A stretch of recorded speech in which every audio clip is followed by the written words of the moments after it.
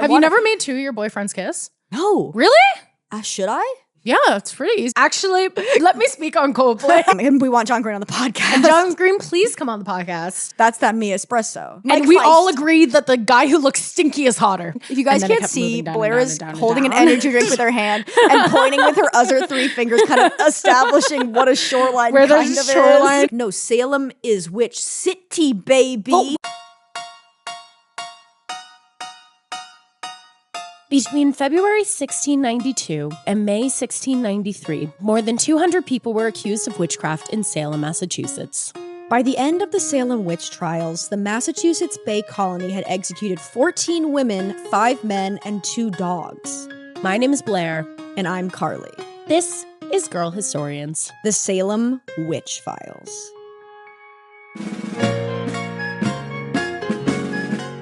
Ahoy!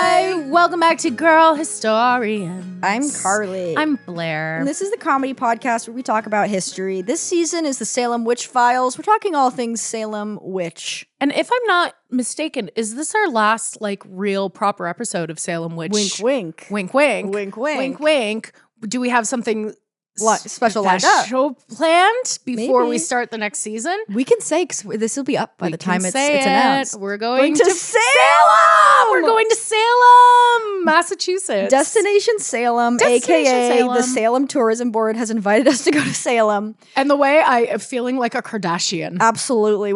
This is our Met Gala. This is Met Gala. I'm gonna bring my hat and wear it around like a little freak. We should bring our hats. We should bring our hats like little freaks. But oh my god, I'm so excited. Yes. I So can't wait. this is our last traditional ep, but we are going to have our finale will be detailing what happened. We're gonna be recording in Salem. What the Live on the motherfucking street. Live on the motherfucking street. Or in the hotel room. You know, we'll figure that's it the out. street in many ways. That's the street. It's the metaphorical street. It's the street of the insides. Absolute. That's called a hallway. Should we talk about life? Yeah, let's freaking go. How you doing, babe? You know what? I'm fine. I had a weird week. Yeah. And you know what? We're coming out of it stronger than ever. Hell yeah. My allergies are so bad right now that my contacts are kind of just falling out of my eyes, which has really ruined my day in a big way. So I'm wearing my glasses. sinuses feel like they're creaking. Yeah, it's awful. It's like muggy in Toronto right now. It's really annoying. It was quite beautiful, and now it's very much that spring muggy pollen moment. I want it to rain. It needs to rain. It's like it's teasing rain in this way that we're being isn't edged to rain. Yeah. But other than that, we're chilling. Life is rocking along.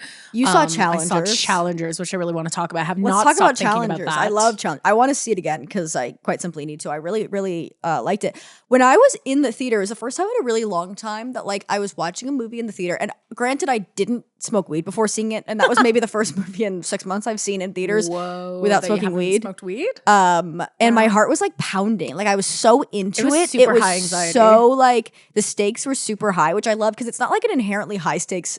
It's a friendly match, basically. You know what I mean? The stakes aren't actually that high, but the personal stakes are so high, which I loved. Oh, for sure. I was talking about this with my friend who I went to see it with, where it's just sports movies actually rock in the way that there's built-in stakes. Yes. Because it's really easy to understand, you want to win the sports game.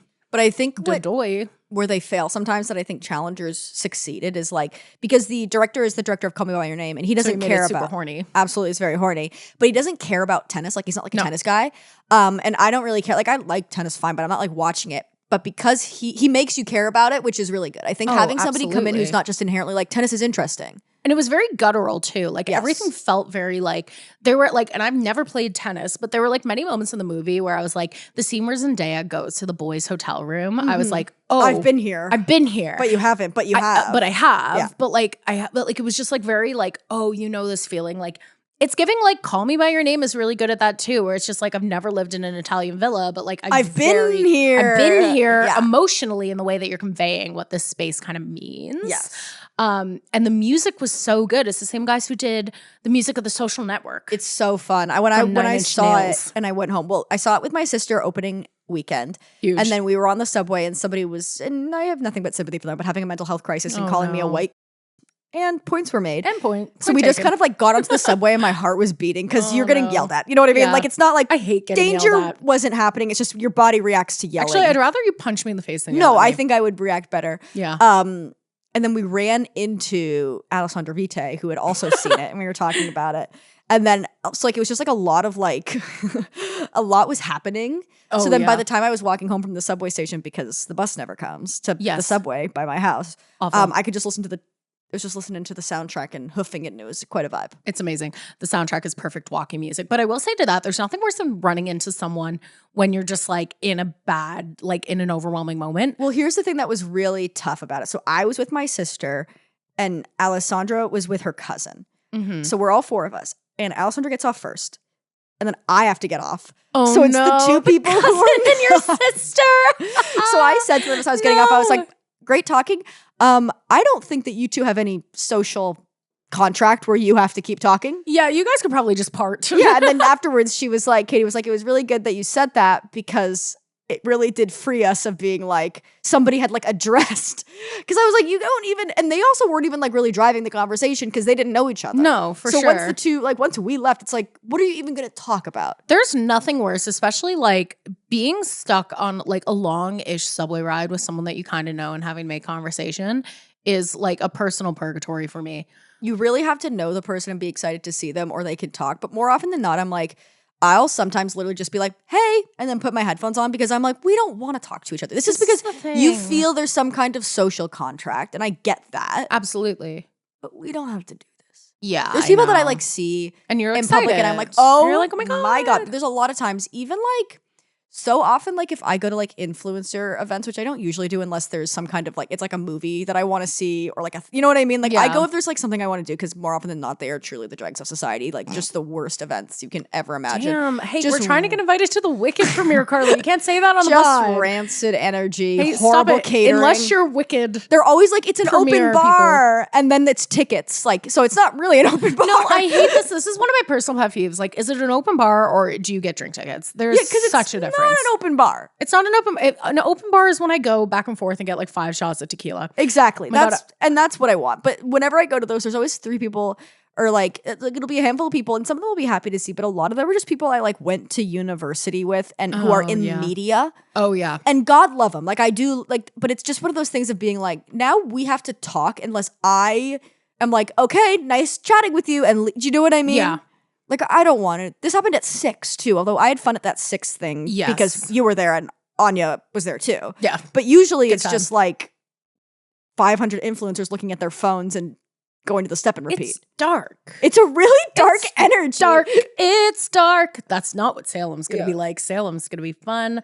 Well, it's not an influencer event. Like, it's not like an event where we go and whatever. Like, you know what I mean? It's not like an influencer brunch or whatever. Or like there's stuff that like is fine. Yes. And usually it's solo stuff or like stuff that you can do on your own. Mm-hmm. But more often than not, there was one time I was invited to an influencer event at Second City, and I was like, no. I've seen the version of this show that it's going to be 900 times. And that's nothing against the performers, but I was like, I don't even know who's performing, and I could guess what this lineup is going to be, and it's going to be short form games that I've played, and I'm going to watch people that I know do the tricks that you do when you're doing a business short form show. Yeah. Just to get massive and what am I doing? We had improv rehearsal, and I was like, I'd quite simply rather go to rehearsal than like do this. Yeah, no, 100%. I will say I worked an event last night for like a fundraiser or something. This one woman kept coming to the bar and just like she drank like 5 glasses of wine in quick succession. Like it was crazy. Like in 20 minutes, she just like downed almost a full bottle of Sauvignon Blanc. And that's who I want to be. I love that. I think I've seen my dream. Okay. And she was like obviously very rich. And I was like, okay, slay. And look, she looked like, and I say this with respect, she looked like she married rich. I love that though. That's real. Love that energy. But that's what an open bar is, to conclude my thoughts on open bars. Well, this is what I'm saying. There was an open bar I went to my cousin's wedding in BC. Oh yes, how was it? It was beautiful. I really liked honestly when British Columbia is what we're talking about for the Canadians. The west coast of Canada. It's the west coast of Canada. It's like really, really close to like Seattle or whatever. Yeah. Like imagine you know what I mean? Seattle, but Canadian. Yeah, it was. And I was dreading going just because it's such a far fucking flight. Like it's just like and it's so expensive. Canadian flights so are expensive. crazy. It's cheaper to fly to Florida than it is to fly to Manitoba. It's quite literally, I checked it. Like it's way cheaper to fly to England than it is to fly to Vancouver. It is like it's so back. Like it doesn't make it's awful. any sense. So I was dreading it just because I was like, oh, this is gonna like it's so far. Mm-hmm. And I also just have like a lot of travel anxiety because my father is a very anxious traveler, and I've inherited that. Like he arrives at the airport like 5 hours early, so it's just stressful. So you can just hang out, get to know everyone. I constantly have like nightmares of like missing flights and that kind of thing. Yeah. But it was nice because I love flying domestic now. I've recently discovered I like basically had never done it, and then I flew to PEI earlier this year, and then I flew to BC. Domestic travel is fucking awesome. Yeah. You don't have to do customs or anything. That's it awesome. Fucking rocks. It rules. And you can take weed. You know what I mean? Like you can just you can basically take a Flying thing with of weed is crazy. It feels so illegal, dude. Yeah. But it's not. It's just like, yeah, I'm going to check my drugs and my baggage It feels overhead. crazy. Yeah, exactly. It feels insane. But the thing about it was just outside of Vancouver, this wedding. And whenever you go to British Columbia, or you know people from British Columbia, like if you're saying like, oh, I'm going to British Columbia, somebody will be like, oh, it's so beautiful there. Like that's what everyone says. And I was like, okay, fuck off. Because I grew up in Annapolis, Maryland, which is like on the ocean and quite beautiful. Yeah. So I'm like, I get it. Like Toronto in and of itself, I love Toronto and it's my favorite place in the entire world. Yeah. But like, I also know that in the winter, it's not cute. No. It's very gray. Even when it's at its cutest, there's still a lot to be desired. You wouldn't say it's beautiful. You'd say it's like a great city. Yeah, and there's a lot of places you can go that are beautiful in Toronto, but like it's not itself in the land. Like even like yes. It's like nobody's like New York is beautiful. Like you know what I mean? Here's my problem. We fucked our shoreline in Toronto. If you don't know this, here's a little Toronto history for you, is that we used to have a beautiful natural shoreline. Yes. And a very similar actually to the Chicago shoreline. And Chicago had a real estate developer who just bought up the entire shoreline because he thought it was beautiful. And he was like, you can't develop here. We have to preserve our shoreline, which is why Chicago has like a entrance straight into the lake. Cool. Whereas Toronto, when we built the fucking subway, we dumped a ton of concrete into the harbor and just kept building down and building down and building down. So there's like 5 different stops where the shoreline used to be. Yeah. The original shoreline of Toronto thousands and thousands of years ago was right at the escarpment, which is up in Davenport, which is like north of Toronto. And then it just kept moving down and down as the ice receded. And then this is like the Ice Age. This is the Ice Age. Okay, because I was like, when the fuck was the water up here? Thousands and thousands of years ago. Yeah. Where the water was up by like Davenport, St. Clair kind of thing. If you guys can't see, Blair is holding an energy drink with her hand and pointing with her other 3 fingers, kind of establishing what a shoreline kind of is. The shoreline's going, and then it got to a certain point, and then they just kept dumping in the water. Yeah. And now it looks like and then shit, and then we can't swim anywhere. Oh my God, it pisses. My biggest pet peeve. Yes. And I feel like that's what made, and they also filled in Garrison Creek. So all that's Don't get me started. We had a beautiful creek running through the city that they filled in, and there's still bridges that they just filled in that are now roads. Bullshit. So all that's to say is it's not like necessarily, there's beautiful parts. Hyde Park's nice. Hyde Park's nice. The Humber River is beautiful. Yeah, because they didn't dump concrete into the shoreline. Blair, I didn't choose to do that. I'm getting mad at you. I know. Sorry. All that's to say is like, I was like, yeah, fuck off. Like where I grew up is very beautiful. But then when you go to BC, you're like, oh, of course, it's literally the first thing you think of because everywhere you look, it's so there's like mountains and it's so green. It's very, very beautiful. We saw the Aurora Borealis. That's crazy. It was underwhelming. I'm not going to lie. We didn't see it like, it wasn't as good as I think other people saw it. Like it was very faint. So it's kind of like, okay. All right. Whatever. But it was fun. It was fun. Any wedding gorgeous. with the rest of my family is fucking tenuous because I don't want to be around my extended family in any fucking way. But I had fun. It's fun to have an open bar. Well, this is the thing. This is why this was one of the best weddings I've ever been to because my cousin Cora planned that shit. That's good. Open bar. Banger DJ. You know what I mean? Awesome. Like, if you're gonna have a wedding and invite me, make it a party. Make it a fucking party. Make it and do good at the party. Bro, do good at the wedding. The ceremony, so they had like a betting sheet, which was very fun. So it's like betting sheet? Yeah, so there was like pre-drinks the night before the wedding, and then it was like a betting sheet of like, will the ceremony be more or less than 40 minutes or whatever? Betting sheet. Oh, yeah, they gave us all sheets in the hand. I was like, they gave you guys betting sheets? Okay, I understand this betting sheet. That's really good. It was super fun. Really it was really fun. But one of the things is the ceremony going to be less or more than 40 minutes? And as a person in comedy, I was like, nobody ever actually like does things short. Like you're going to think it's going to be under 40 minutes, but it's not. No, and it was like 35 minutes. What? It was fucking crazy. Holy shit. Yeah. Okay. She walked down the aisle to Yellow by Coldplay. That's okay. Actually, let me speak on Coldplay. I would defend her choice. That's a beautiful song. It was very funny. It's a great song too. Yes. I do think, who was I talking about that would have gotten the Coldplay treatment if they didn't die? Oh, Nirvana.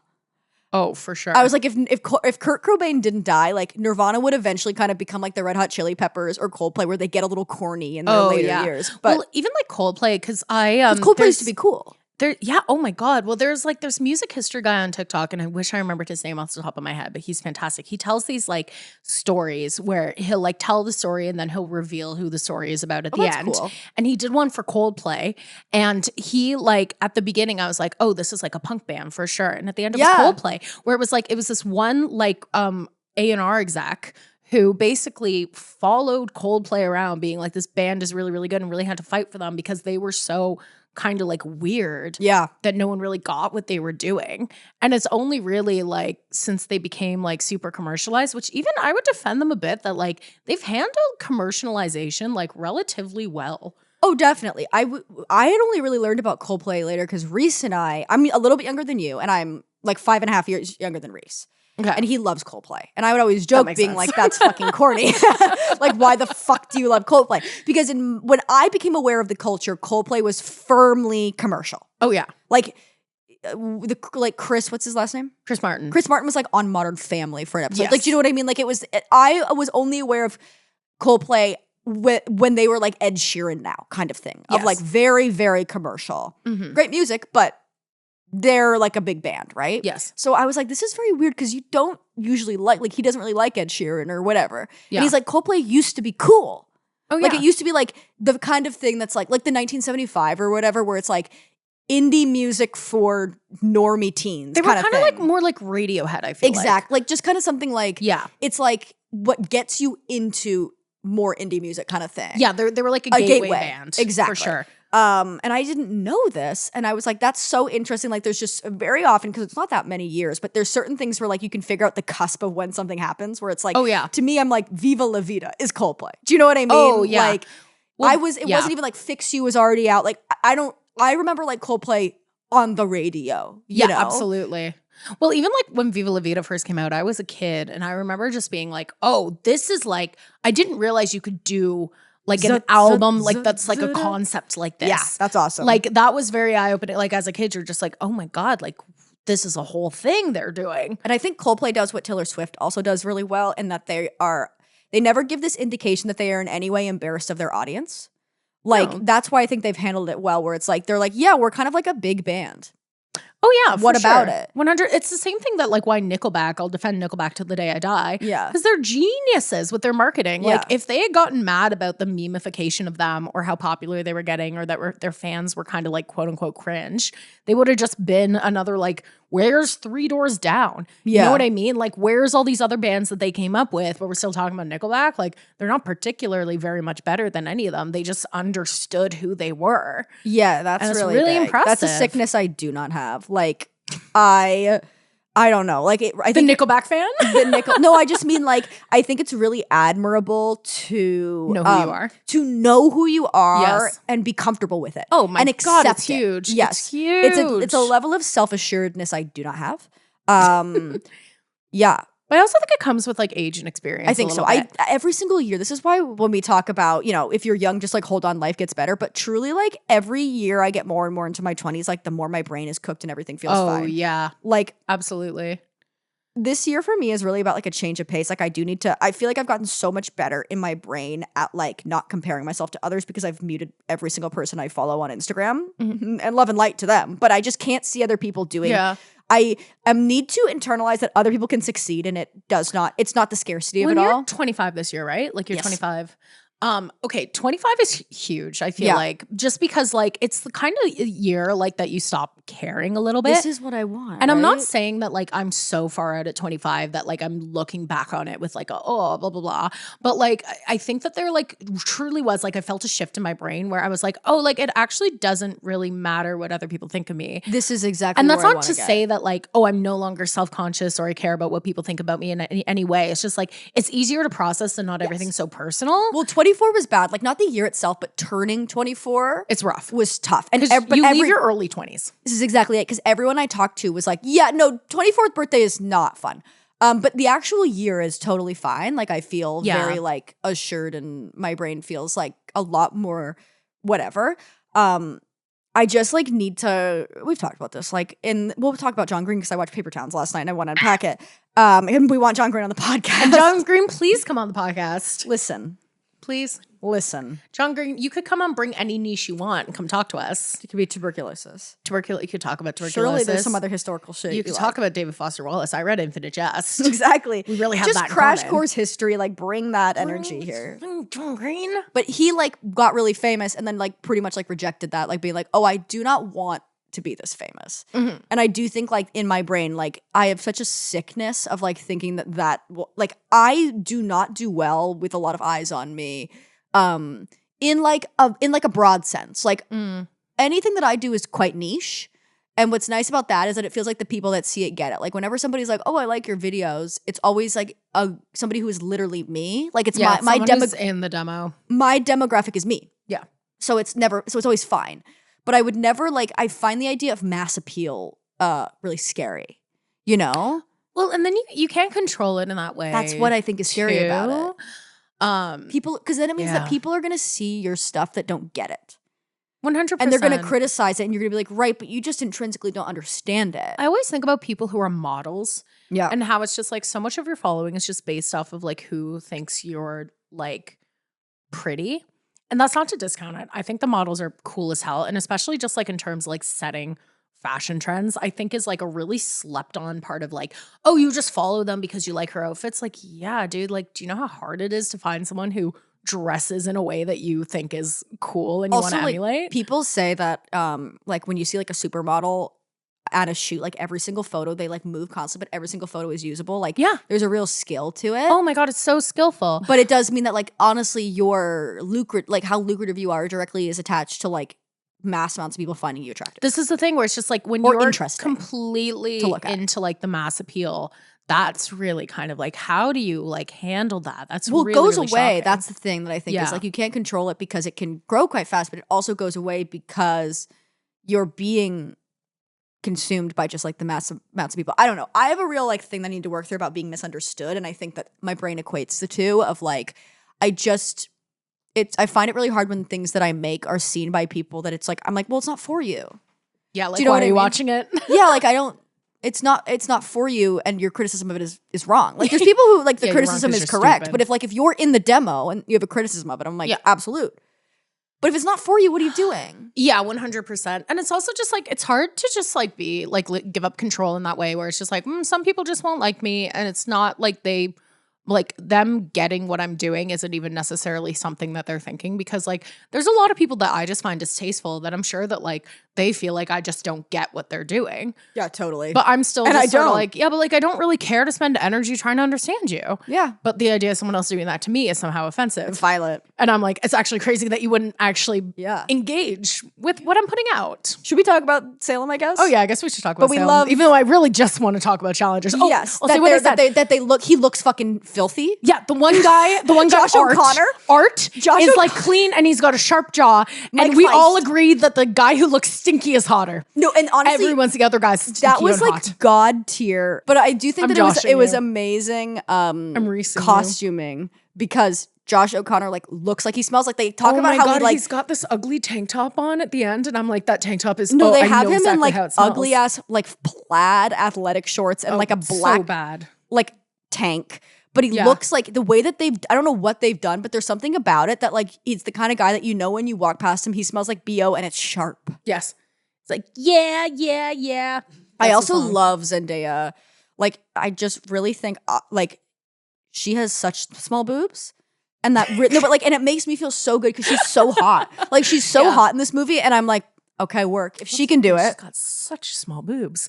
No, I do agree. I think she's great. I also like, I was talking about this after and let's seeing say it pot as well. meet the kettle. Like, I'm not like, if you've never seen an image of me. No, I know. Like, let's just say, I'm not coming from you with my double D's criticizing I always feel Zendaya. resentful because I feel like I have very medium boobs, and I really always wanted like very small or very big boobs, and I feel like I have neither. And I'm Emotional intensity, strive so always. hard. Strive Emotional always. intensity, strive always. Yeah. Whatever.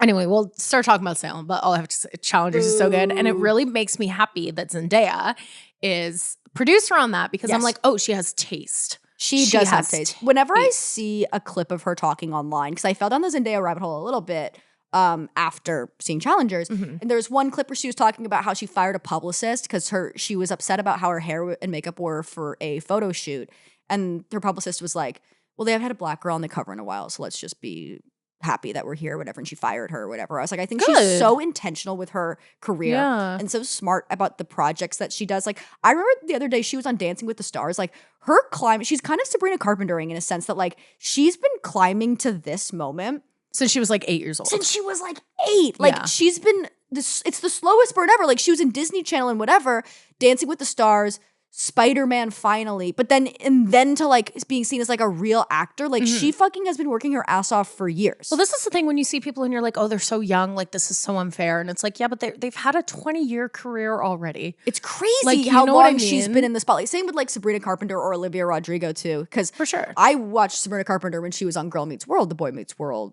Oh, that's spin-off. cool. And I always liked her because she just reads less so now. She's very high femme, but when she was like a tween and teenager, she read as very gay to me. Okay, I love that. Because they very much had her in like tomboyish kind of roles. She has got something gay about her. Yes. I am a bit of a gauge. I don't think she's gay. No. But I think she has vibes. She's got real, to me, I'm like, I would clock her immediately as bisexual. Yes. In a way that is a compliment. No, we've nothing but love and life. It's also, there's something about performing high femme like that that's very gay. Yes. It's very, very coded. It's camp. It's femme. It's literally butch and femme. She's doing drag. Where she's like, it's the same as like, it's as if she started going like super chapstick. It's like, no, oh exactly. yeah, no, like you're doing something gay right now. Exactly. In a way that's also very it's ineffable. I can't really, it's like trying to grab smoke. I can't like grab it, but it's there. No, it's gay. Yeah. Because you're performing woman for women, I think is what you're doing. And that's that me espresso. And that's how I feel Challengers was honestly, performing men for women and women for women. I think that we should, I was like, I saw it with my sister and I was like, I wanted it to be more horny because why not? I love horny. Bro, to have like act 1 and with a 3-way kiss is psychotic. So horny. I'm just loving, it's similar to how I felt about Saltburn, where I'm just like, I felt the same. People will complain about it because they're just like, oh, like, I don't get it, or blah, blah, blah, or like, why were they doing that? And I'm like, it's horny for women. And the fact that we just like are now just seeing films that are just like shamelessly horny in a way that women enjoy is new to you. Get used to it. Also, like, not every movie is supposed to be art. Like, that's what I was saying when people were like, oh, I didn't really like Challengers. And I was like, right, like, it's not an Oscar movie. Like, it's like a summer movie. Do you know what I mean? This is the thing. And I'm just like, and the writing was fucking good. It was so good. And I'm like, I feel like most women have been the toxic best friend of 2 men and made them kiss. Yes. Like, I'm sorry. Like, who hasn't done that? I'm so dead serious. I was explaining to Reese this after I saw it, where I was like, in the same way that men like are drawn to lesbian porn, like I don't think a lot of men understand that boys kissing is hot for women too. Oh, for sure. And being like, obviously I've never like done exactly what Zendaya did, but like manipulating your male friends to kiss is really powerful and kind of easy to do. And I think that it's important that's yeah, dude. Wait, have you never made 2 of your boyfriends kiss? No. Really? Should I? Yeah, it's pretty easy actually, because they all really want to kiss each other. Well, that's true. Who have you? How? I can't say their names. No, I know, but how did you do it? I'm just like, I don't know. I guess you just kind of you ask you hang around enough. Okay, I gotta make a summer bucket list. You have to be at a point in your life where you don't have a lot of boundaries. Summer bucket list, baby. With your friends. Make 2 men kiss. I think I had about 5 years of my life where I had absolutely 0 boundaries with anyone. I love that. And fun things happen. No, well, that's true. But anyway, every woman makes their boyfriends kiss. Okay. Challengers. I was gonna say, kind of pushing off of that, yes. You know how when Giles Corey got crushed by rocks, he kept saying more weight. I think instead, if we were making a Salem Witch Trials movie, he should say, "That's that me espresso." That's that me every espresso. time a rock. That's really good. That's that me espresso. Think about me. Walked in, that dream came true. It for you. Yeah. Okay, so the topic today I'm really excited about, and it's the Salem Industrial Complex. Bitch, yes. Which, to sum it up, is this idea that like Salem is now a major tourist attraction, right? It's like tons and tons of visitors every year who come to Salem to see the witches, much like we're going next week to Salem. And so I feel like this is almost like a de facto part one in terms of like, I really want to follow up some of this research with like actually seeing it in person, which makes me very excited. But it's wild. It's like this random small town. Like it's not even like the biggest town in Massachusetts, but because of this horrific thing that happened, like it's like the witch capital of fucking America. Yeah, exactly. And it's just like really interesting once you dive into it. Like I was kind of surprised by what I found. Okay. So it's kind of hard to pin down an exact timeline of how everything happened because a lot of things kind of just like rose up organically in Salem. But basically, Salem falls under this idea of like dark tourism. Hell yeah. Which is really interesting. And I feel like this is something that like once I was reading about the concept, I was like, oh, this makes a lot of sense, but I didn't realize there was so much research done on it, which is this idea of like going to places where like celebrities have died or going to concentration camps or going to places where like bad things have happened. Yeah, but it's the tourism is based upon bad things. Yeah, like bad things or spooky things. It's also like there's like horror things, like spooky, like the idea of going somewhere that's really haunted. Like I remember when I was a ghost tour guide in Kingston, they wanted me Did you have to wear a hat? No, but I had to hold a lantern. Okay, I had to wear a cape. That's fucking I had a cape and a lantern. Oh. The lantern was kind of annoying, honestly. The cape actually rocked. What the fuck can you see with a lantern that you can't see with a fucking flashlight? That's what I'm saying. I'm like, and the lantern was always just kind of like breaking. But I would tour around Kingston. They really wanted me to give tours on the Fort Henry, which is like an old military fort in Kingston. And it's really haunted. Like when I went there, I was like really uncomfortable and I was like, I can't do this.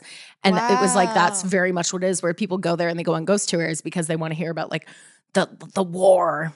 Yeah, well, I've done a couple. I mean, we did it last year, but I've done it before too. Like, I've been on like 3 different ghost tours in like Niagara on the Lake because it's like old timey and shit, and like the war and whatever. I will say that some of the stories, if you've done some, because I did some in Maryland too, like you're like, girl, it's the same story. Oh, Any story that's about like a soldier and then a woman who is getting married to him, like hung herself in the hotel room. You know what I mean? I'm like, seen this before. So basically, the history of Salem tourism goes way farther back than I actually thought, which is in the mid-1700s, John Adams, before he was president. So John Adams, I know him. That can't be. That's that little guy who spoke to me all those years ago. What was it? 85. I can go until the end of the musical from there. I've got it all in my fucking head. So I want to be King George so badly. I think you really could slay that role. We've talked about this before. I think you'd do a really, really good job. Thank you so much. So John Adams, before he was president, visited Salem, and he wrote in a diary that he was like honored to visit Witch Hill, which was like what they believed was the site of all the 19 whose side are you on? Hangings. He was honored. He was like, I can't believe I got to go there. It was amazing. Like, girl, whose side are you on? Like, what was he excited about? So, and then I guess like before that, what I could gather from the research was that like by the like late 1800s, they start kind of putting out this kind of like witch tourism thing. They start branding as like the witch city. Okay. And it's like 200 years-ish or like 100 years. It's but then before that, the only real kind of efforts were by like family members and stuff like that. To just keep the legacy alive of just being like, remember when my ancestor was wrongfully hanged? Yeah, absolutely. So basically like in the late 1880s, because they were just being this kind of like, Salem didn't love like recognizing the history because it's like, you know. No, it's not a great move on the town. No, it's not a great move. So by like the late 1880s, there's like people in the town, like the first thing that was erected was in honor of Rebecca Nurse. Of course, the baby girl. Yeah, so she was a like very pious woman, and there was a lot of outrage when she was hung. And you're like, let's get a monument up of this baddie right now. Yeah, exactly. Did they Facetune it? They Facetune. No, it was an obelisk. It was an obelisk for Rebecca Really? Nurse. Yeah, that sucks. I know, it's really too bad. And then it was like inscribed with a poem, and then other early memorials were a plaque for Susanna Martin and another for John Proctor. Okay. And that was in the late 1800s to early 1900s. So this is kind of Susanna Martin is kind of a random one. I think it was in another town too. It okay, was maybe that's why. Was it like Andover? Yeah, it was Amesbury. Okay. So it's like in that area. Okay, that makes sense. Yeah, so these are kind of like the first kind of instances you see popping up. Got it. And so then like basically all we have to really go on, because again, like from my research, like the town temperament on this all happening was sort of like, why are we doing this? Like, why are you guys doing this? But there's a pamphlet that was put out by like Visit Salem. It's like a Salem Visitor's Guide from 1895 that references like thousands visiting the town to see the witchcraft history. And around the same time, they made a sterling silver witch spoon. Collect them all. Yeah, exactly. And it was actually kind of like one of the first like instances of like this idea of like a souvenir spoon. Love that. They like kind of are like the Salem spoon was like, because after that, the Haunted Happenings talk I watched that was talking about these, which really cool talk if you look up Haunted Happenings, which we'll get more into later. The talk I was referencing was that they were saying that like souvenir spoons gripped the nation and were like super popular. And the Salem spoon is one of the first instances of this. Yeah, much like Webkins in the early 20th century, it was all about the small spoons, the souvenir spoons. And you wouldn't like eat with these. Like these were like, it was like a prized possession in a way. Yeah, you'd like mount it on the wall or something. Yes. Or keep them in a box. Yes. And like this does make sense because I feel like if you go to antique stores, you see a lot of souvenir spoons. Well, I'm equating this to if you go to any person's house who has any connection to the UK and Canada, every mother has like a Princess Diana plate. Yes. It feels like the same vibe. Yes. You've got the commemorative teacup. Exactly. Some kind of commemorative like thing, but you don't like use the teacup. Yeah, exactly. So then around the same time that like this pamphlet comes out talking about witchcraft and this spoon comes out, a bunch of different companies start branding as like Witch City. Love that. So there's like a fish company that comes out and starts like classic saying that they're like Witch City and stuff like that. And so Salem kind of starts to like self-brand as this witchcraft place around the late 1800s, around the turn of the century. Yeah. And something else that was interesting that was happening around this time is that witches themselves kind of get rebranded. Okay. Because like basically up until this point, witches had been seen as this kind of like evil demonic thing. But around this time, we start to see more of like this caricature witch. And we also get to see good witches. So we see the Wizard of Oz with Glinda the Good Witch. We just start to see kind of like witches that are fun and cute and whatever. Yes, they get kind of like family movie-ified where it's like not just a horrific demon. Yeah, I literally wrote like hot witches. Got it. But for kids. Yeah, exactly. Also around this time, Halloween is shifting. Fun. This idea of Halloween, again, used to be this very like pagan kind of celebration. Samhain. Yes. Yeah. 100%. So this Halloween thing was very much like very ritualistic, kind of religious in nature. Yeah. And around the turn of the century, we start seeing people celebrating it more. Like there's a site, like these women's magazines start putting out articles about Halloween, and like this idea of taking on like autumnal traditions becomes very trendy. Bro, I know I'm excited for the summer, but I'm always happy for Halloween. Like I wish it was Halloween right now. I wish it was Halloween right now. So Halloween parties kind of started in like the 20th century with the rise of basically like upper class people. Yeah, we can buy costumes and shit. Yeah, absolutely. You can buy costumes. It started getting rowdy. People started vandalizing the streets, and then it became this like kind of indoor activities, which led to like trick-or-treating. So like the 40s to 60s, it's like a kid's holiday. Got it. This is kind of how it develops, right? And so this coincides with Salem in a way that I'll get to. But then by the 70s, the adults came back and they start having Halloween parties. They want to do coke. They want to do coke. So basically, late 1800s, Salem starts rebranding as a witch city. Witches are in. They're witches, in vogue. witches are in. They're They're not coming a little bit more scary in. anymore. We're seeing hot witches. We're seeing hot cartoon sexy witches. We're seeing cartoon witches. We're seeing all this stuff going on. And then Salem, we're seeing this kind of like uprising and this like trendy Halloween kind of thing. It's cool to be Halloween is no girl. longer the devil's. It's no longer day. the devil's stuff. It's and also then, for candy. yeah, exactly. And so then also something that's happening kind of in the background of this is that like in the 60s, Wicca kind of comes to town. It kind of becomes welcome to the 60s. The witches are here. What?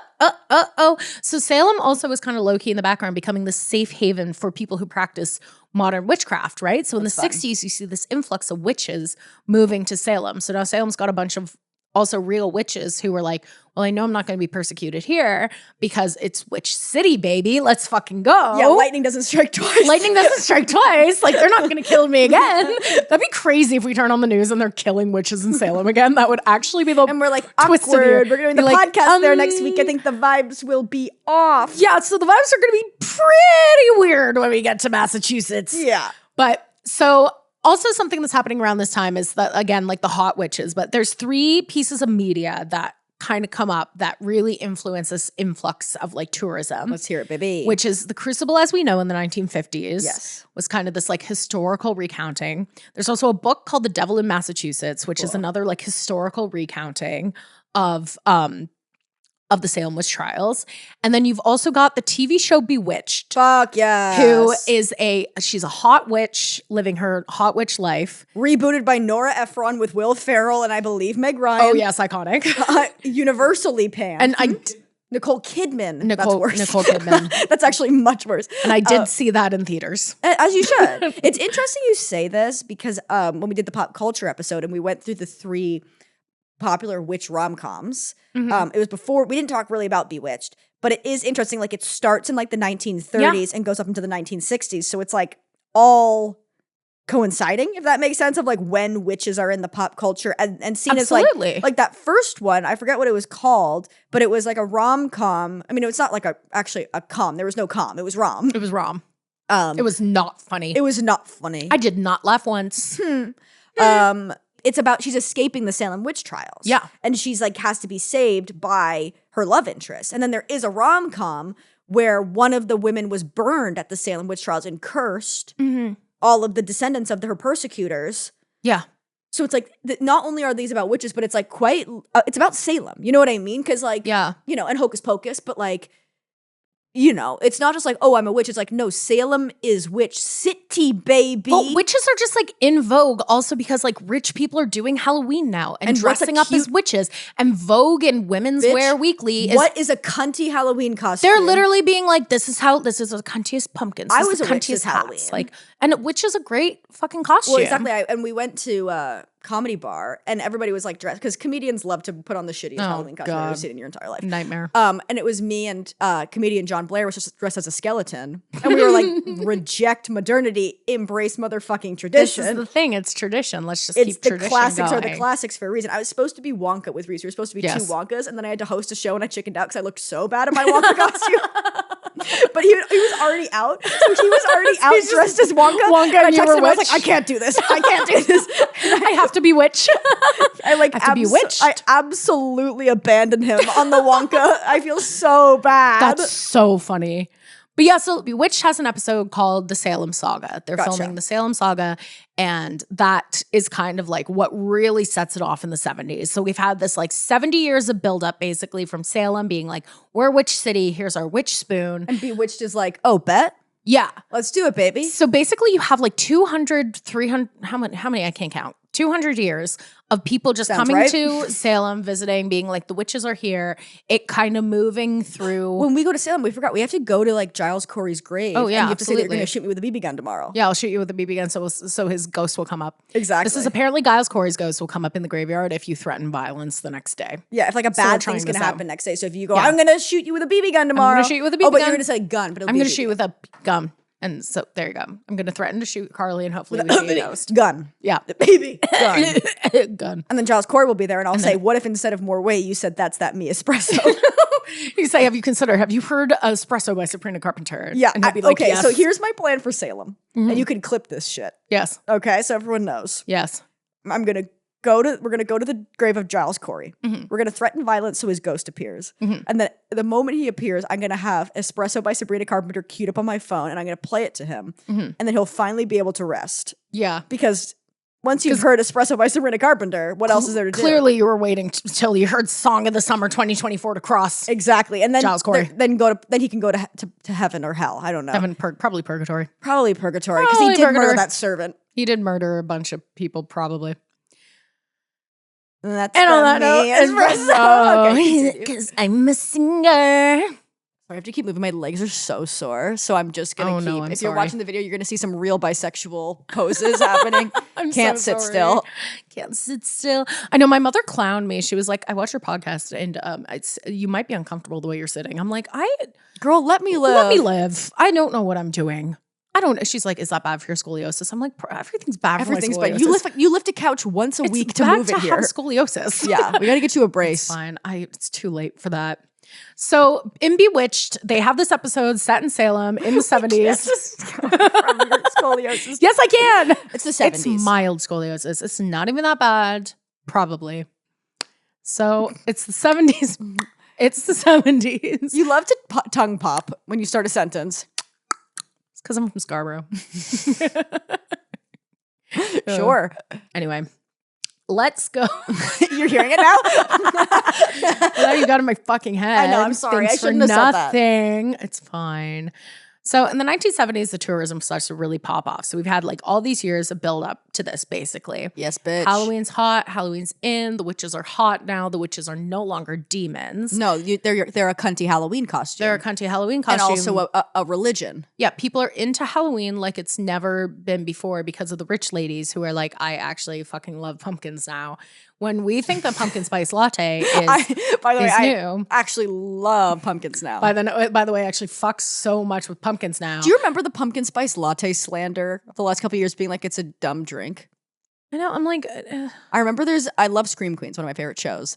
But they have like this weird like normie girl plotline where the main character is not like the girls in the sorority. But it's the is it Senorita Awesome? It's Senorita Awesome. Senorita Awesome. I hate those girly pumpkin spice latte I hate things. those girlies. But I'll just have a black coffee. Shut up.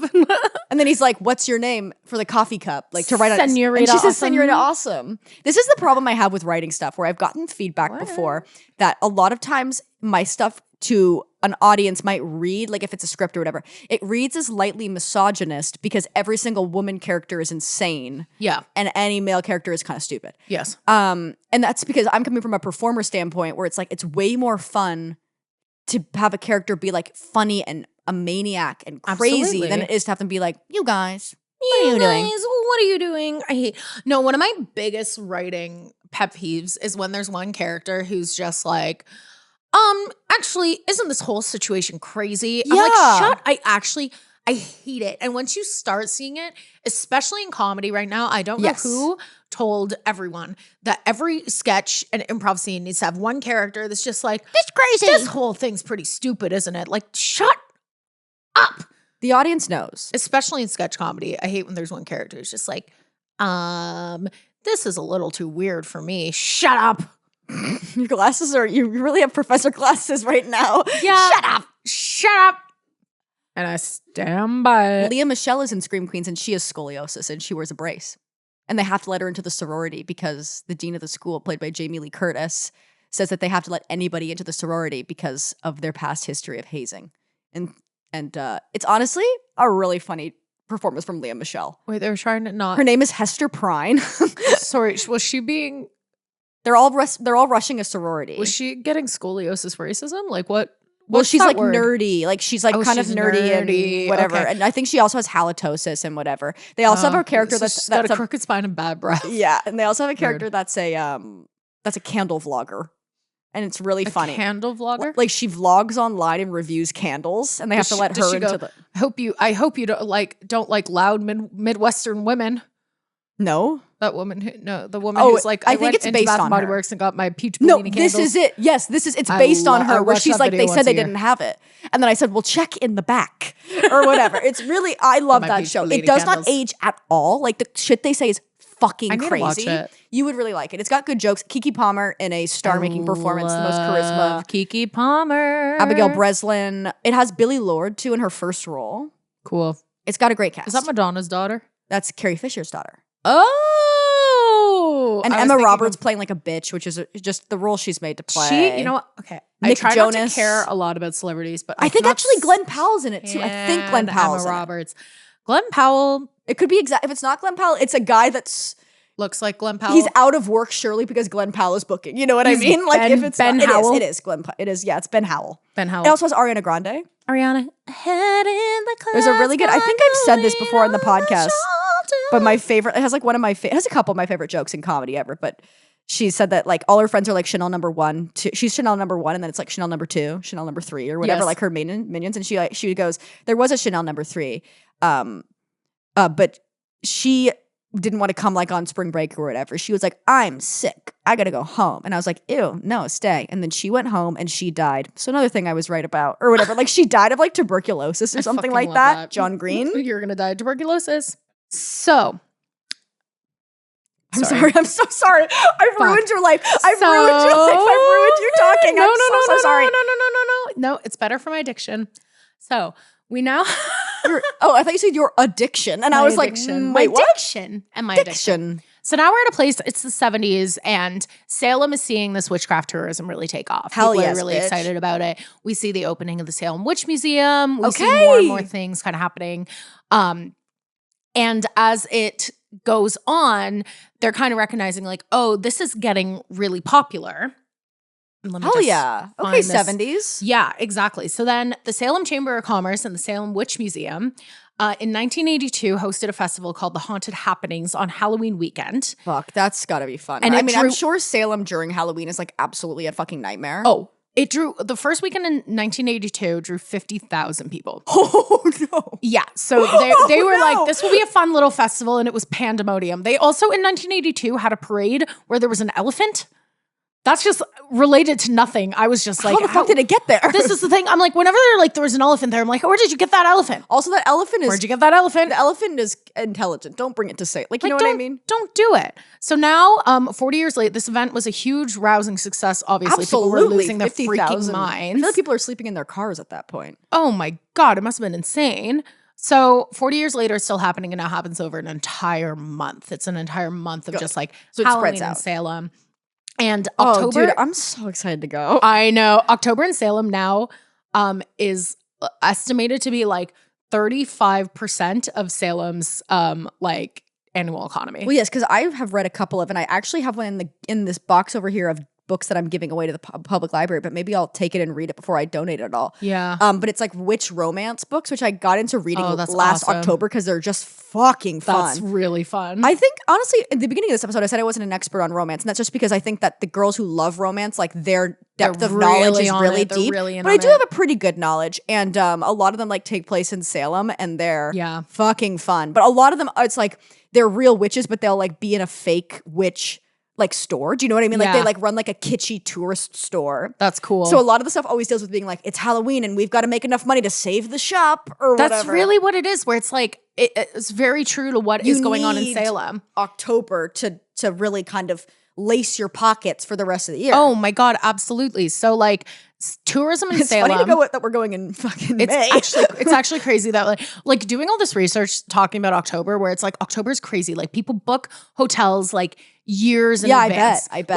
Like they're planning outfits. Like this is like bucket list for so many people are just like, I want to go to Salem on Halloween. Like it's this huge like festival. I bet. Yeah. That people really go all out. And this is real like combination of like the history of witchcraft, but also modern witchcraft, but also just like a fun, sexy time on Halloween. Yeah, baby. Which is like the implications of that are up for much discussion always, It right? is strange that it is like, I mean, I wonder if it's ultimately good, but I think an argument could be made that it's ultimately good of like this thing that is horrific and against a type of person that represents outsiders has now become a celebration of people who feel that they're on the outside. And we'll get into this, but like, so just to like recap a couple of numbers, just to kind of like reinforce how crazy this is. So like pre-pandemic years, obviously. So this is taken from like 2019, or before. So like tourism generating like 140 million in the city. Wow. It's like 30% of the annual visitors come in October. It's nuts. And That's like nuts. Salem, for the size of a town that Salem is, the amount of businesses and restaurants and stuff like that are fully kept afloat by this tourism industry. And the Salem Witch Museum was named the #2 tourist trap in the world. So I'm excited to go to it. Excited to go to that. My sister's grade 8 grad trip was to Salem. When she lived in America, just so you don't think that we traveled. That her grade 8 grad trip was from Canada to Massachusetts. Yeah. And I'm so excited to see the museum because she said it's wild, like animatronics. We were looking at pictures of it. I'm so excited. I love when a museum is wild. It's just like nuts. make choices. Make a choice and commit. We've talked about this where like the animatronic of Giles Corey getting crushed is him going, more weight. That's nuts. More weight. Like I'm ready.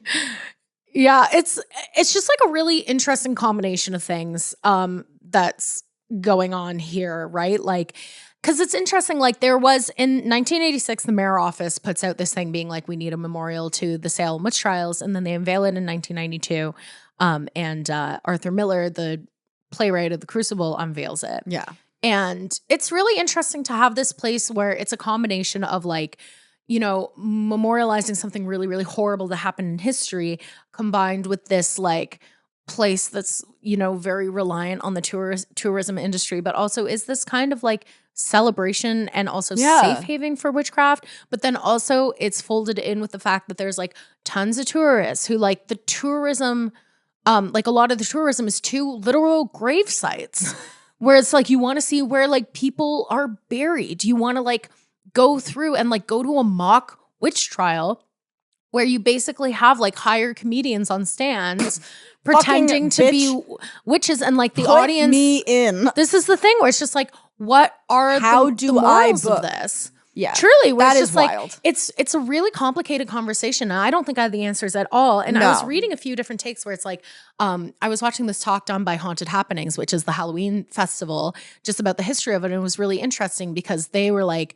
you know, a lot of stuff that you hear is just how this is like disrespectful, but also just like the idea that like a witch is something that like little girls now look up to as like something that they want to be is really beautiful and really shows, you know, this like power that we've come into as like, you know, this from gender-based persecution into this idea that like being a witch and being a scary outsider woman is a really good thing that you can, you know, idolize.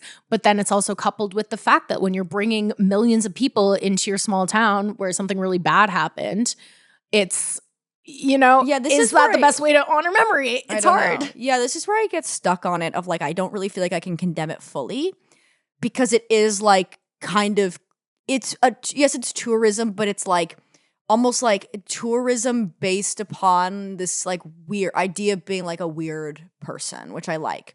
Of 100%. Like, it's not people coming, from my understanding at least, like to fully gawk. And to be like that, like it's almost people coming being like, I identify with this idea of outsidership. So it's like, I mean, I don't know. Again, I don't have the answers, but I think that like the reason I feel as though I can't fully condemn it is because I'm like, that's. And like it's cool. Like there's not other versions of this, really. Well, the thing is, two things can be true, right? Where it's like this can be both like a beautiful celebration of how far we've come, and you know, an unfortunate facet of like morally dubious capitalism, where it's like if the town wants to survive, they now have to capitalize on this. Yeah. Because if they ever, for some reason, were to stop doing witch tourism, like that's businesses shutting, that's restaurants shutting, that's people's lives changing. But then also like, you know, if you're trying to live in the town, it's probably really awful for you from like September to November.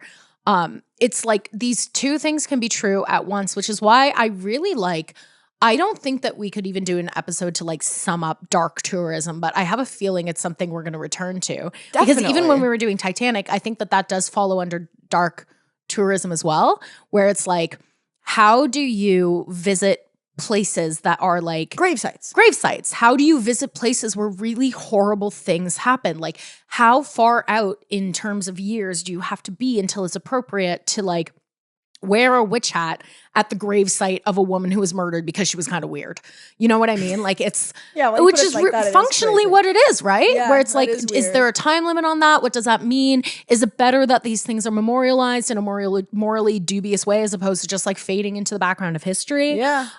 Like I don't know, girl. It's wild. There's no answer. Like I don't have the answer. No, it's really hard, which is why I think that like I really want to come back to this idea of dark tourism, because I think that like the amount of writing that's been done on it, the amount of people doing like literal master's theses on dark tourism is really, really interesting. I'll do like a YouTube video on something and somebody will be like, I'm literally doing my master's in something like this. And I'm like, where are these cool master's programs? It's like, where cool. are these? No, where are they? Like, please. Because that's sick. It's like, cool. that's awesome. There's so many people, this is kind of cheesy, but nice, but it's like, there's so many people in this world that like dedicate time and energy and money to like researching and understanding instances in our culture that like not everybody's going to get, especially when it comes to academia, but are so important. You know what I mean? Like, oh, absolutely. There was somebody who's talking about doing like they were doing a master's in like this understanding of like fan fiction as like as a piece of culture, like as this like actual way to like it like in the way that literature and movies and whatever like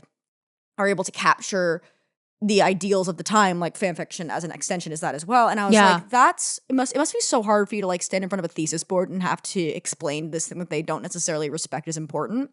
But like, I'm really happy you are.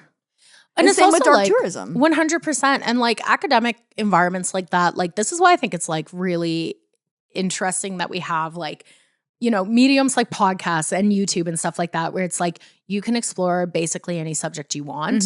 And I think that like even in the time from like when I was in university to now, it's like I just feel like so many more things are like legitimate to study. Definitely. Versus like, you know, I wasn't in school that long ago, like in the last like 4 years. Yeah. It's like really been, you know, this like, it's like a really visible shift. But yeah, I think it's just like, I'm really interested to go to Salem and see what this is like and see what our like opinions are once we've seen the place. Yes. Especially seeing it in the off season, whereas like I'm sure it's a completely different. Yeah, I mean, when they reached out to us, full stop, they were like, "You cannot come. You cannot come in October. We do not have the facilities." Well, left. and even like I was reading MrReddit.com and like a lot of people were saying I was on Reddit. Don't tell anyone I was on Reddit, but I was on Reddit reading about it because like Reddit's where you'll get the real opinions. I know. This is like when I'm like rash on back of knee. Red and blue. What is it? Reddit. And they're like, cancer. Cancer, you're dying. But a lot of people are saying like, it's like you can either have the best or worst time of your life in Salem in October, depending on what your expectations are. What are you going to do? Yeah. Like, what are you thinking of doing? What are your expectations? So, that's pretty much all I've got for the awesome, Salem Blair. Industrial Complex. But it's really interesting. Like for me, learning just about like sometimes it doesn't compute in my mind how much actually changed in the 20th century. And the idea that like Halloween didn't really exist in the way we know it in the 1800s. Yeah, it's crazy. Crazy. The time it like the exponential growth of just humanity is like really, really wild. Like it's really, really crazy how different 100 years ago is to us. Oh, yeah, like whereas like 100 years before that, if that makes sense. Like how different is the 1700s to the 1800s base compared to the 1900s to the 2000s? You know what I mean? Like it's insane. No, 100%. But yeah, shall we freaking go for it? Let's go for it. Okay. It's time to let's make this tragedy about us. Okay. It's our only segment. It's our only segment where we take this terrible tragedy and make it about us. Speaking of the Salem Industrial Complex. Speaking of the Salem Industrial Complex. Let's make it about us, bitch. Okay, what's your question, baby? Okay. What is the most questionable trip you would want to take? Ooh, okay, great question. Do you have something on? Okay, oh no, I have mine. Okay, go ahead. I really want to go to Sylvia Plath's house. Yes, okay. Love. Either in England or America, like just like stuff like that. That's like it's not a tourist attraction. It's a house someone else lives in. Yeah. You know what I mean? And like, especially somebody like Sylvia, who I have like a lot of attachment to, even though she was an anti-Semite. Let's get that out of the way. Yeah. I don't defend that. She also put her head in the oven. Yeah, but that's not bad compared to the anti-Semitic stuff. Oh, yeah. Oh, yes. It's just a different thing. Well, I was just saying she might not have been stable. She didn't seem well. Yeah. There was a lot going on there. She contains multitudes. Yeah. But like I was obsessed with her in high school because I was insufferable. Checks out. And even now, like I did a lot of research on her as a person, and I find her fascinating because, as with a lot of women artists and femme artists, like she is characterized by her work, and by her work is characterized by her life. Like they're inextricable, or like you cannot separate the two in a way that like with a lot of male artists you can. Sometimes they get womened. Like I do think like F. Scott Fitzgerald, very much womened. Like his life is very much connected to his work, but it's not always, right? Yes. Where like by all accounts, she was depressed. Yes, like in certain, like she had mental illness, but like she was a very joyful person as well. People don't really like, that's not part of her legacy. Like she was one of the first girls at Smith College to like dye her hair blonde, and she was like a party girl and like loved to like be around people and loved to like be at these like salons with these smart people. Like she wasn't this like isolated like depressed person. She was depressed, but it's like when people think about her, because of our understanding of mental health, it's very much this specific characterization of depression that isn't even necessarily true to the mental illness itself. Like, absolutely. Think about how people are depressed now. That's how she's depressed, because that's what depression is, right? Absolutely. So like to think of, I don't know, like I'm obsessed with her in a way. Like that's like an obsession from my past that I still kind of carry with me. People just live in her house though. Like people live in her house in, I don't know if it's Connecticut or Massachusetts. I actually don't remember. Okay. But like people just live in that house. Yeah. But you just want to go see it. Yeah. That's and cool. The same thing as like going to the house that she lived in England. Like it's really kind of crazy that like she's characterized by like putting her head in the oven. When it's like, I don't know, like nobody's like, I don't know, people like talk about how Hemingway killed himself, but they don't like really, they're not like, oh, Hemingway shot himself in the head. Do you know what I mean? Yeah. Like it's very, there's a lot to be said about her. Yeah, absolutely. Right? And it's seen as like, I don't know. I think oftentimes people talk about her, they see that as like a weakness, whereas like when you talk about Hemingway, it like he's a tortured artist. Oh like, yeah. No one with her is like, she's crazy. Exactly. Like she's insane. When in actuality, like she's like a visionary. Like she was one of the first girls to do it. Like, and she's a crazy talented writer. And like, it's the Van Gogh of it all of like, oh my God, they are really, really good because they were depressed. When it's like, no, in actuality, like think of all the Sylvia Plath shit we could have gotten. If she wasn't depressed. If there was literally any fucking mental health accessibility. Oh my God, absolutely. Yeah. So so that's my kind of morally dubious kind of trip I would take of like, it's not a tourist attraction because it's someone's house. Yeah. And you shouldn't, you know what I mean? Like, why are you going to someone's house? Yeah. No, absolutely. What would you do? I get that though. Okay. I want to go underground. Wait. I want to go underground. I want to see cities built on top of cities oh my God, fascinates me to no end. The way you phrased that was I want to go underground, but I want to see the sewers. I want to see the catacombs. I want to go underground. I want to see the things that have been buried. Like, and why is that morally bad? Like, it's a genuine question. I'm not challenging you. Like, I don't understand. I think it's more just like the weirdest trip I would want to go. Yeah, and I mean, the catacombs are graves. Yes, exactly. Where it's just bodies. Like, it's a lot of places where like, you know, we should let them rest and be in the past. But you want to be in the sewers. I want to be in the sewers. I want to be in this is the same thing as Sylvia Plath. It's like, girl, she's dead. Like, why are you going to her house? This is the thing where I'm just sort of like, I think, especially when it's like cities built on top of cities, where it's like, you know, the idea that like present London is built on top of old London kind of thing. Like New Rome is built on top of old Rome in a lot of ways, where it's like, and even in Toronto, we have like stuff built on top of stuff. Like I was reading about the big cylinder boat that's buried under the Gardiner Expressway. And I was like, cool. I want to go see the boat. Not the same thing, but I really want to go to Lower Bay Station too. I want to go to Lower Bay Station so badly. They used to open it up for Lower Bay Station is an old subway station that they've stopped using in Toronto. They never used it. They never used it. Really? I didn't know that. I think they might have ran it like once, but they basically were just like, actually, no. But it like fully exists. I think they used to film stuff there. I don't know there's a Grimes music video that's filmed in that. I think it's Kill v. Mame. But what they do is sometimes they have like open day in Toronto where it's like all these different places like fucking Parliament or whatever. They open the door so you can go. And they used to do it with Toronto Parliament. Whatever. You know what I mean? City Hall, whatever. City Hall. But they used to do it with Lower Bay. I don't know if they still do though. They didn't do it recently because I'm like, girl, open the gate. You can also, I think, get in pretty easy if you want to, if you put your mind to it. Well, this is the thing. I remember watching a YouTube video because I love subways too. I find them very interesting. I do love where there's subways. like stuff in New York where it's like if you get off at the last if you don't get off at the last stop. You can go through like a station that's unused. Yeah, exactly. Like the stations that they would like load like fucking FDR into because they didn't want anyone to know that he was stuff like that. I've watched these videos. These videos. No, it's a real. I love the subways. So that's I love cool the tunnels. too. That's something kind of dark touristy that I'd also love to do. Some kind of like weird fucking like, I don't know, abandoned shit. Obviously, I think huge with everyone is very attractive to me. And get me into Lower Bay. I want to see it. I think we can go to Lower Bay. I think we can put our minds to it. Yeah. But yeah, there's something that just really fascinates me about something being like buried underground. Yeah, I think it's the same idea as like, you know, Sylvia Plath's house or abandoned places of like the idea of these like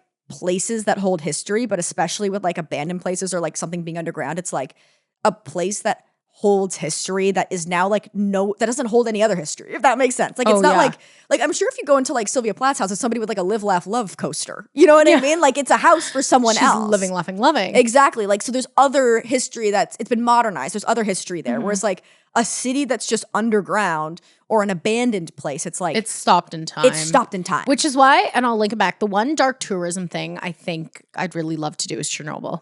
Okay, I love that. I think that would be crazy. That's fun. But it's another thing very morally dubious. Yeah.